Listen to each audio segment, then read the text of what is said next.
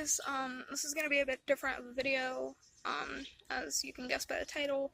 Sorry if I seem annoyed. I was stupid and just deleted a whole 23 minutes worth of this video, and now I have to reshoot everything and re-edit it, and I'm a bit annoyed.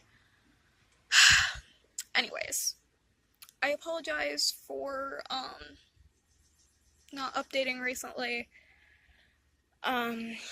I just keep forgetting to edit things. If I look uncomfortable or if I look very hot, it's because it's really warm out and I'm wearing a hoodie because, as you can guess by the title, this is a video where I'm going to need something familiar, and I wear this hoodie all the time. It's my favorite. It's comforting. Anyways, into the video. Let's see how this goes. So this first thing happened a couple nights ago. So I'm back up at my grandparents' house, because my mom has to work. And, I was in my grandparents', or my grandpa's room, because we share a room, as he has 2 beds, in case my brother or I stay for the night, or nights in this case. And I was just sitting there, and I was reading. I don't know what time it was, I wasn't paying attention, but I was lying on the bed reading. I think it was Dr. Jekyll and Mr. Hyde.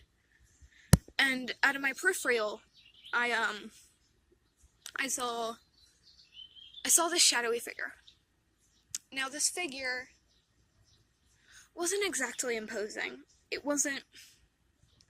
didn't look mean, it didn't look harmful.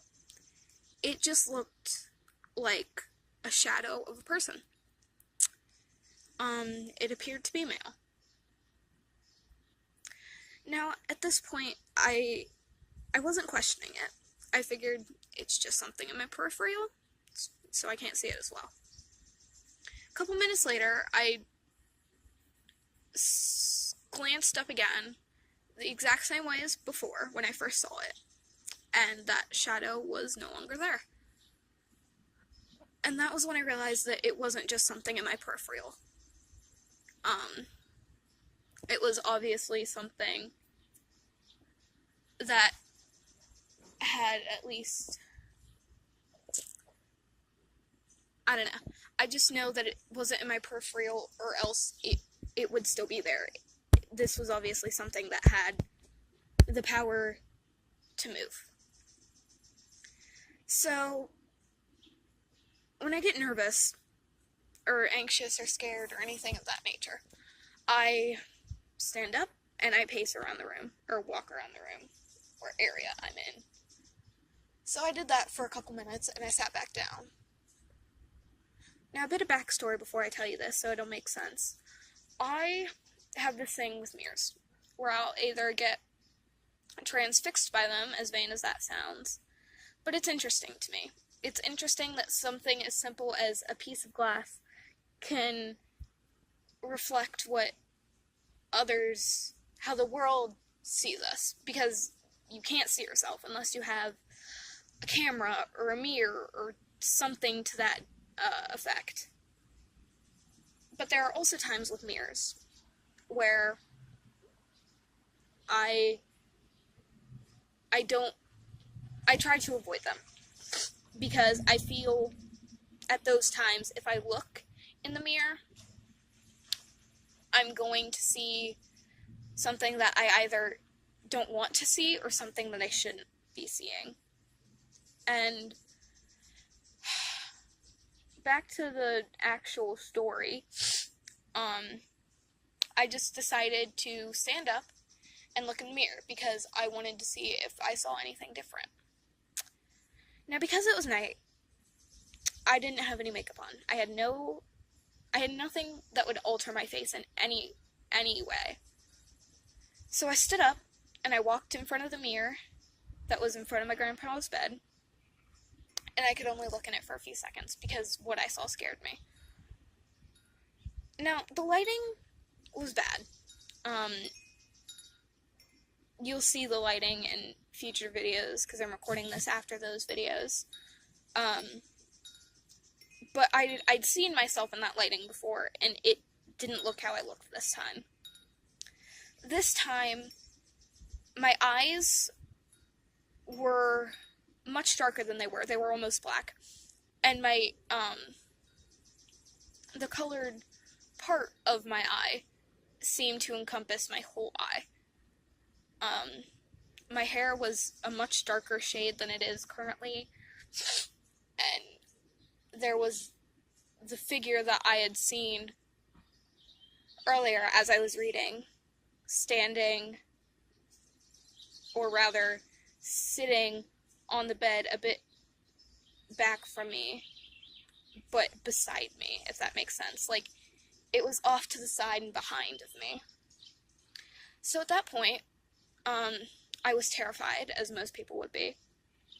I jumped in bed and pulled the covers up over myself and thought, something's wrong here. I went to sleep, and nothing bad happened. Although, since that incident, my anxiety's been acting up. I've been more jumpy. I've been seeing more weird things that I just play off as my eyes playing tricks on me. I don't know. I don't know what that was. I know it definitely scared me, and it's also a big part of why I'm shooting this outdoors rather than where I normally do. Because I normally shoot in my grandparents' or my grandpa's room when I'm here. But I don't like talking about things like this in the places where they happened, or places that I feel are haunted or have paranormal things, because it feels wrong, it feels disrespectful, and it feels like I'm just inviting whatever was in that room or place to come back, because I'm comfortable talking about it, so obviously I want it there. So this story happened a couple months back. My brother blew his tire as he was driving his girlfriend to school. And when I say blew, I mean it exploded. So we were out there all day trying to get his car fixed. We were trying to get the remaining pieces of tire off the rim so we could get a new tire on it. And prior to this experience, the one I'm going to talk about in a couple seconds, my brother's car fell off its jacks. Now, nobody had touched the car. No cars had driven by. There was nothing that should have caused the car to fall off the jacks. But it did. So, at around 9:30, I had school the next day, so I said, I'm going to go in. I'll talk to you guys in the morning. Now, as I was about to touch the door handle, something came hurtling at my head from, I'd like to say, the corner of the street. It hit the mailbox, and it landed in the flower bed. I turned to ask my parents and my brother, hey, did you guys throw something at me? But then I realized that they couldn't have. They were a good 3 feet away from where that bird had come at my head.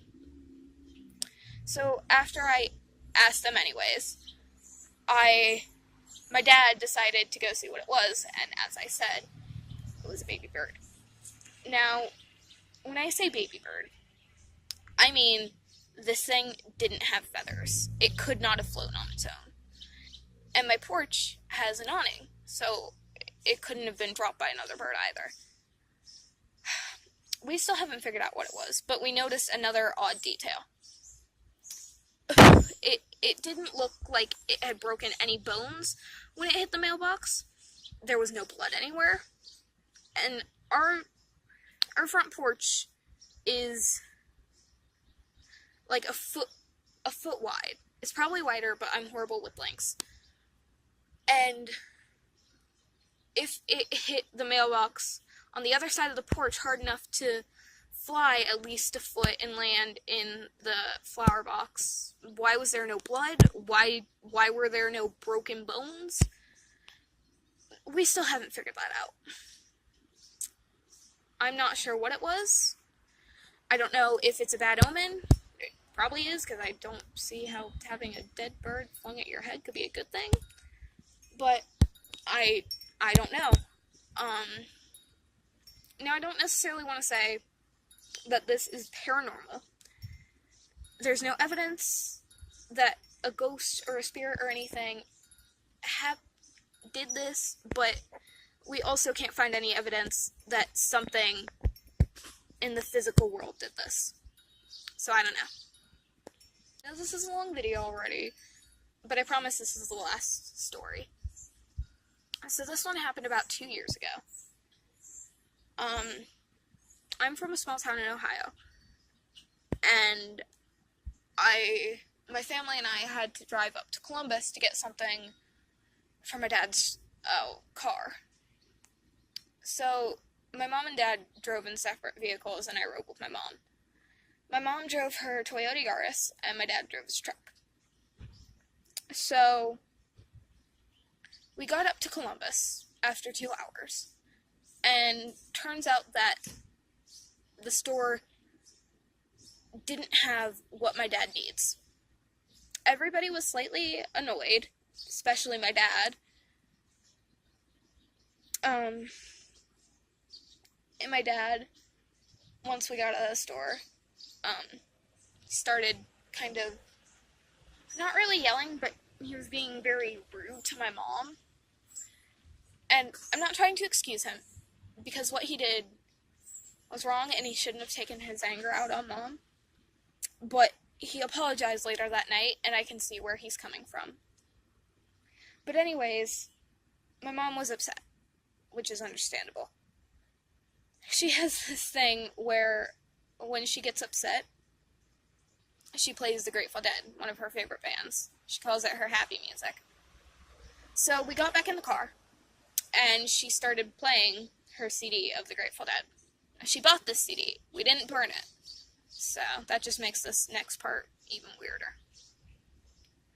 Everything was normal until track 5. A song called Sugar Magnolia started playing. That was normal. We were just kind of like, I don't remember it being that number, but whatever. And,